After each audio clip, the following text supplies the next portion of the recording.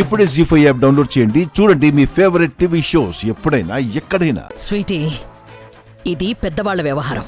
నువ్వు ఇందులో జోక్యం చేసుకోకూడదు. వ్యవహారం ఏదైనా సరే, బ్యాడ్ పోలీస్ అంటే నాకు చాలా ఇష్టం.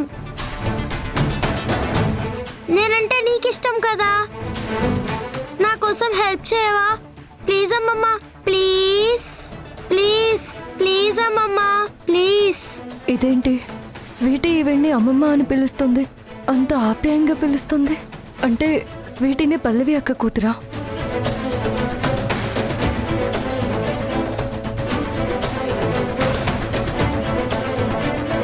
చచా, అయి ఉండదులే, తన దగ్గర పెట్టుకునేదిగా.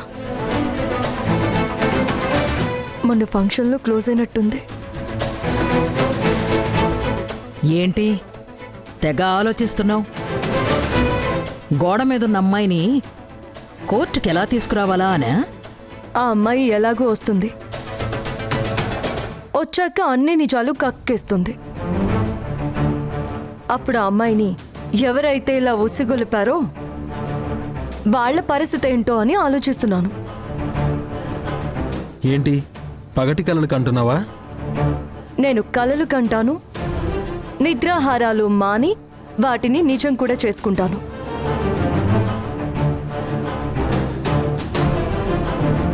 అయినా నువ్వు కన్న తల్లివయ్యుండి కూతురి భర్త అరెస్ట్ అయ్యాడన్న బాధ కొంచెం కూడా లేదు. నువ్వే మనిషివమ్మా. ఇంకా ఈ డైలాగ్ రాలేదేంటా అని ఎదురు చూస్తున్నాను. రానే వచ్చింది. సి 1, నువ్వు నా కూతురివి కాదు. నీ జీవితం ఏదో అయిపోతుందని బాధపడాల్సిన అవసరం నాకు లేదు. 2, ఆ కార్తీక్ నా కల్లుడు కానే కాదు. నీకు హెల్ప్ చేయాల్సిన అవసరం నాకు అస్సలు లేదు. కానీ ఎందుకో మీ పరిస్థితి చూస్తుంటే నాకెక్కడో చిన్న జాలేస్తోంది. సాటి మనిషిని కదా, అందుకని సాయం చేస్తాను. నువ్వు పంచి నా కాళ్ల మీద పడి నేను పల్లవిని కాదు, జస్ట్ ఆ కార్తీక్ భార్యని అని నిజం ఒప్పేసుకో. కనికరిస్తాను. ఆ కార్తీక్ని కాపాడతాను. అక్కర్లేదు.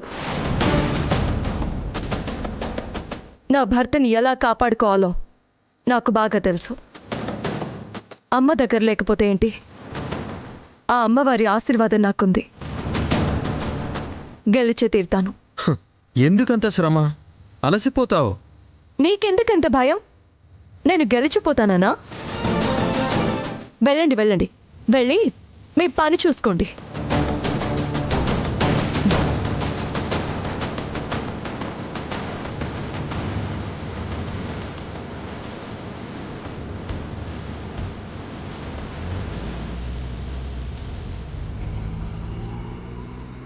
జీ5 యాప్ డౌన్లోడ్ చేసి అన్ని ఎపిసోడ్స్ పూర్తి ఉచితంగా చూడండి.